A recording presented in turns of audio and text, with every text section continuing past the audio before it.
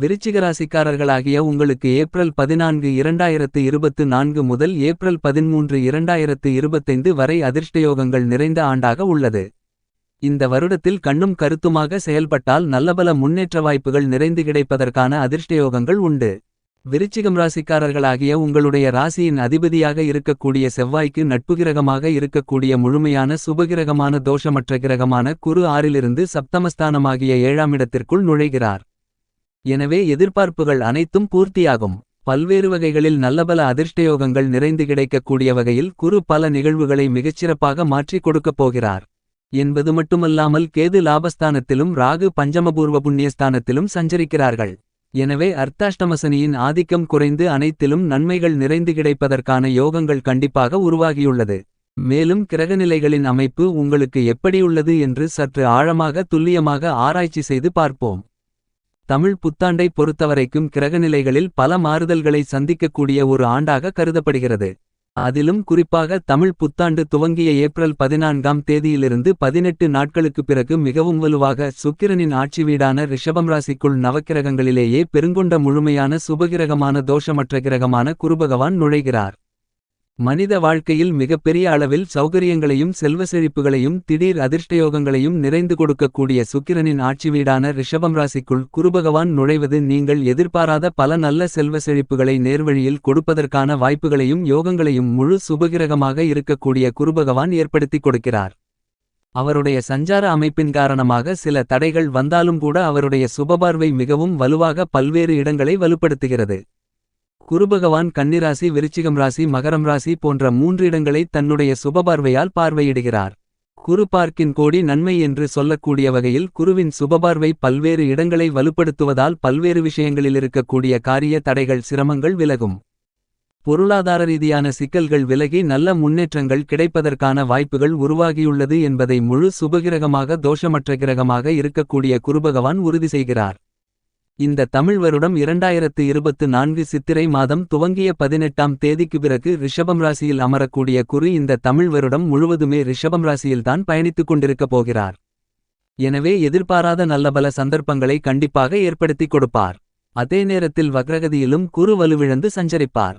அந்த காலகட்டங்களில் சிறு சிறு மாறுதல்கள் ஏற்படுவதற்கான சாத்தியக்கூறுகள் உண்டு.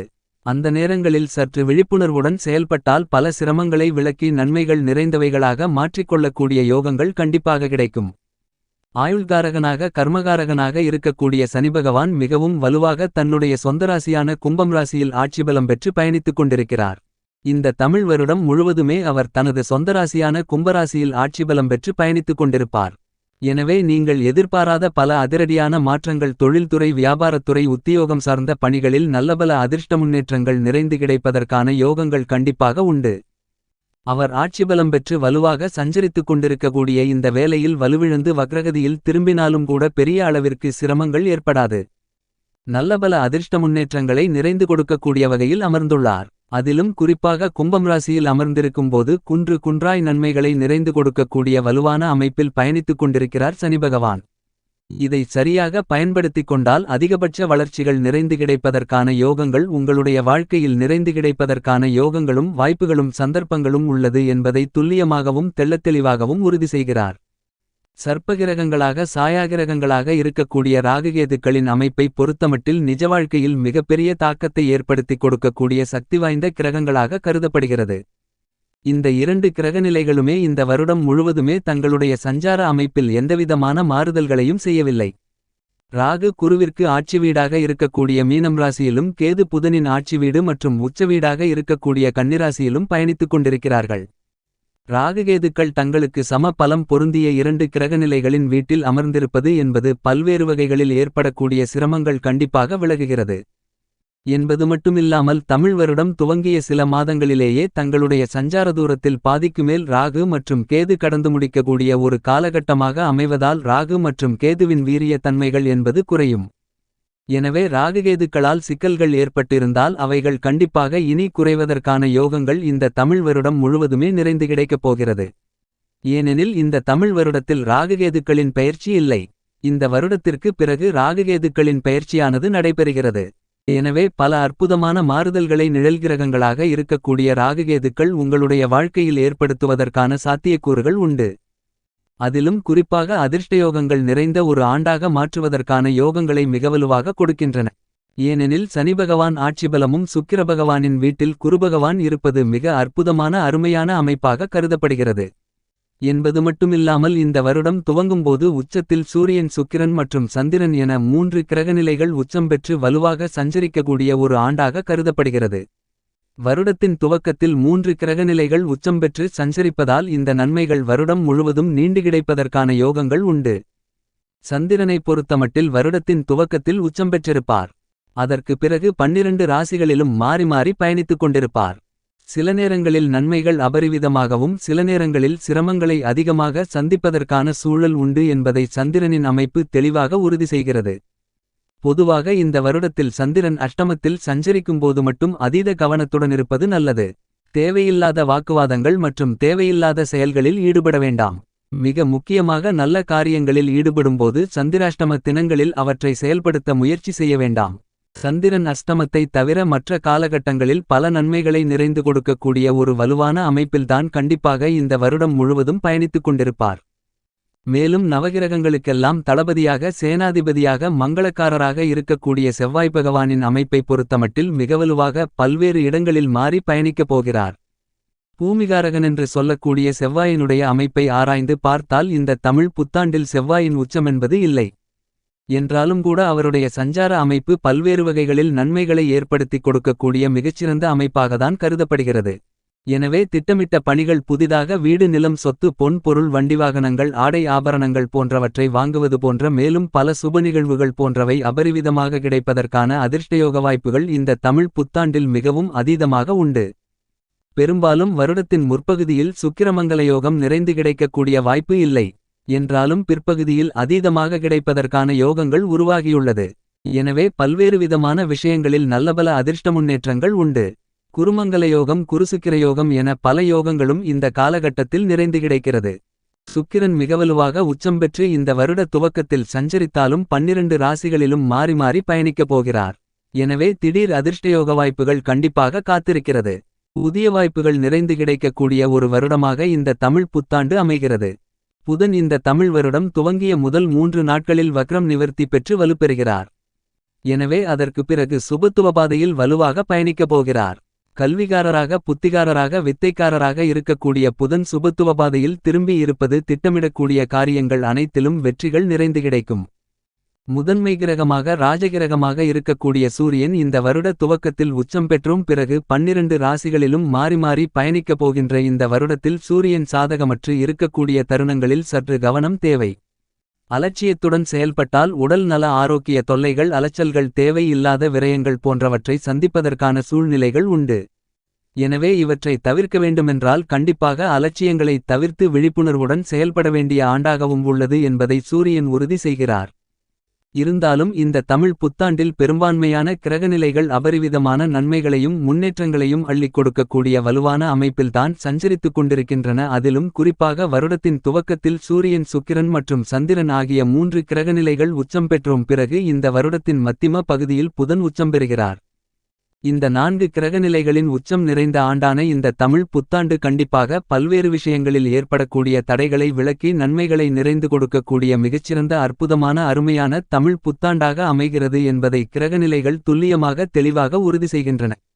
இந்த மாதிரியாக கிரகநிலைகளின் அமைப்பு இருக்கின்றபோது விருச்சிகம் ராசிக்காரர்களாகிய உங்களுக்கு முழு சுபகிரகமாக இருக்கக்கூடிய குரு சப்தமஸ்தானமாகிய ராசிக்கு 7ஆம் இடத்தில் நுழைந்திருப்பது எதிர்பார்ப்புகள் அனைத்தையும் பூர்த்தி செய்யக்கூடிய ஒரு அமைப்பாக கருதப்படுகிறது. களஸ்திரஸ்தானம், சப்தமஸ்தானம் என்று சொல்லக்கூடிய 7ஆம் இடம் வலுப்பெறுவதால் காதல் திருமணம், நிச்சயிக்கப்பட்ட திருமணம் என மங்களகரமான பல சுப நிகழ்வுகள் நடந்தேறும். குழந்தை பாக்கியமும் இந்த காலகட்டத்தில் நிறைந்து கிடைக்கும். அதைவிட குரு பார்க்கின் கோடி நன்மைகளென்று சொல்லக்கூடிய வகையில் குருவின் சுப பார்வை ஜென்மராசியில் அதீதமாக பதிகிறது என்பது மட்டுமில்லாமல் 3 மற்றும் 11ஆம் இடத்திற்கும் கிடைக்கிறது. வெற்றிக்குரியடமான 3ஆம் இடத்திலும் லாபஸ்தானத்திலும் குருவின் சுபபார்வைகள் பதிகிறது. இந்த காலகட்டத்தில் எந்த காரியத்தை கையில் எடுத்தாலும் அவைகளை வெற்றி நிறைந்தவைகளாக மாற்றிக்கொள்ள முடியும். எனவேதான் நல்லபல அதிர்ஷ்டயோகங்கள் கிடைக்கக்கூடிய நன்மைகள் அதிரடியாக விருச்சிகம் ராசிக்காரர்களாகிய உங்களுக்கு கிடைப்பதற்கான அதிர்ஷ்டயோக வாய்ப்புகள் நிறைந்திருக்கக்கூடிய ஆண்டாக இந்த தமிழ் புத்தாண்டு அமைந்துள்ளது என்பதை துல்லியமாகவும் தெள்ளத்தெளிவாகவும் கிரகநிலைகள் உறுதி செய்கின்றன. என்பது மட்டுமில்லாமல் சனி ஆர்த்தாஷ்டமஸ்தானத்தில் அமர்ந்திருந்தாலும் கூட குரு லாபஸ்தானத்தை தனது சுபபார்வையால் வலுப்படுத்துகிறார். இந்த காலகட்டத்தில் கேதுவும் லாபஸ்தானத்தில் நிறைந்த பலத்துடன் பயணித்துக் கொண்டிருக்கிறார். எனவே தொழில்துறை வியாபாரத்துறையில் அபரிவிதமான லாபங்களும் வளர்ச்சிகளும் முன்னேற்றங்களும் நிறைந்து கிடைப்பதற்கான யோகங்கள் உண்டு. மத்திய மாநில அரசின் சலுகைகள் உள்பட பல விஷயங்களில் நிறைந்த நன்மைகளையும் அதிர்ஷ்டங்களையும் யோகங்களையும் மிகவும் அதீதமாக பெறுவதற்கான யோகங்கள் கண்டிப்பாக கிடைக்கிறது. உத்தியோகம் ரீதியாகவும் அலைச்சலும் சிரமங்களும் பெருமளவில் குறையும். புதிய வேலைவாய்ப்புகள், நிரந்தர வேலைவாய்ப்புகள், வெளிநாட்டு வேலைவாய்ப்புகள் என அடுத்தடுத்து நீங்கள் எதிர்பார்க்கக்கூடிய உத்தியோகம் ரீதியான பல சலுகைகளும் நிறைந்து கிடைக்கும். ஊதிய உயர்வுகள், பதவி உயர்வுகள் உள்பட பல நன்மைகள் மிகச்சிறப்பாக அமைவதற்கான யோகங்கள் உண்டு. ராசியின் அதிபதியான செவ்வாய் இந்த வருடம் முழுவதுமே மிகச்சிறப்பாக பயணிக்கப் போகிறார். வருடத்தின் துவக்கத்தில் 4, 5, 6, 7, 8, 9 என பல இடங்களில் அமர்ந்து சஞ்சரிக்கக்கூடிய செவ்வாயின் அமைப்பு மங்களகரமான பல்வேறு வகையான சுப நிகழ்வுகளை இல்லத்தில் நடத்துவதற்கான யோகங்களை உருவாக்கி கொடுக்கிறது. தடைகளோ தாமதங்களோ இல்லாமல் அனைத்திலும் மிகச்சிறப்பான காரிய வெற்றிகள் பெறுவதோடு மட்டுமில்லாமல் குடும்பத்தில் மங்களகரமான நிகழ்வுகள் நடந்தேறும். மேலும் பல புதிய சொத்துக்கள், அசையும் அசையா சொத்துக்கள் வாங்குவதற்கான யோகங்களையும் உறுதி செய்கிறது. சுக்கிரன் வருடத்தின் துவக்கத்தில் 5இல் உச்சம் பெற்றிருக்கிறார். 12 இடங்களில் மாறி சஞ்சரித்தாலும் கலைத்துறை, அரசியல் துறை சார்ந்த பணிகளில் புதிய வாய்ப்புகளை நிறைந்து கொடுக்கப் போகிறார். திட்டமிட்டபடி அனைத்து விதமான பணிகளிலும் தடைகளோ தாமதங்களோ இல்லாமல் சுக்கிரனின் அமைப்பு காரணமாக நல்லபல அதிர்ஷ்ட முன்னேற்றங்களும் வளர்ச்சிகளும் நிறைந்து கிடைக்கப் போகிறது. அரசியல் மற்றும் கலைத்துறை சார்ந்த பணிகளில் வெற்றிகளும் கூடுதல் பொறுப்புகளும் மக்கள் மத்தியில் செல்வாக்கும் நிறைந்து கிடைக்கும். புத்திகாரகராக இருக்கக்கூடிய புதனும் வக்ரம் நிவர்த்தி பெற்று சுபத்துவ பாதையில் பயணிக்கப் போகிறார். எனவே கல்வியில் நல்லபல வளர்ச்சிகளும் முன்னேற்றங்களும் உண்டு. எதை செய்தாலும் சிந்தித்து சிறப்பாக செயலாற்றுவதற்கான அதிர்ஷ்டயோக வாய்ப்புகள் நிறைந்து கிடைக்கிறது. என்பது மட்டுமில்லாமல் சூரியன் பெரும்பாலும் ஆளுமையும் அதிகாரமும் நிறைந்து கொடுக்கக்கூடிய ஒரு அமைப்பில்தான் இந்த வருடம் முழுவதும் பயணிக்கப் போகிறார். அதிலும் ருணரோக சத்ருஸ்தானத்தில் வருடத்தின் துவக்கத்தில் உச்சம் பெற்றிருக்கிறார். எனவே கடன் சார்ந்த தொல்லைகள், ஆரோக்கிய தொல்லைகள் போன்றவைகள் விலகி வாழ்வில் நல்லபல அதிர்ஷ்ட முன்னேற்றங்களும் சுபிட்சங்களும் நிறைந்து கிடைப்பதற்கான அதிர்ஷ்டயோக வாய்ப்புகள் நிறைந்த ஒரு காலகட்டமாக மாறியுள்ளது என்பதை சூரியன் துல்லியமாக தெள்ளத்தெளிவாக உறுதி செய்கிறார். சந்திரன் மிகவும் வலுவாக இந்த வருடம் முழுவதுமே பல்வேறு இடங்களை வலுப்படுத்துகிறார். சந்திரனின் அமைப்பு காரணமாக திட்டமிட்ட பணிகள் அனைத்திலும் மிகப்பெரிய அளவில் காரிய வெற்றிகள் நிறைந்து கிடைக்கும். சந்திரன் அஷ்டமத்தில் சஞ்சரிக்கும்போது மட்டும் சற்று கவனம் தேவை. மற்ற காலகட்டங்களில் மிகச்சிறப்பாக அமையுமென்பதை துல்லியமாக சந்திரன் உறுதி செய்கிறார். மேலும் இந்த வருட காலகட்டத்தை மிகச்சிறந்த மகிழ்ச்சிகரமான காலகட்டமாக மாற்றிக்கொள்ள கண்டிப்பாக வாரத்தில் ஏதேனும் ஒருநாள் விரதமிருந்து அருகாமையில் இருக்கக்கூடிய ஆலயத்திற்கு சென்று 2 நெய் தீப விளக்கு போட்டு வழிபாடு செய்யுங்கள். உங்களுடைய வாழ்க்கையில் நிறைந்த நன்மைகளும் முன்னேற்றங்களும் கிடைக்குமென்பதில் சந்தேகமில்லை.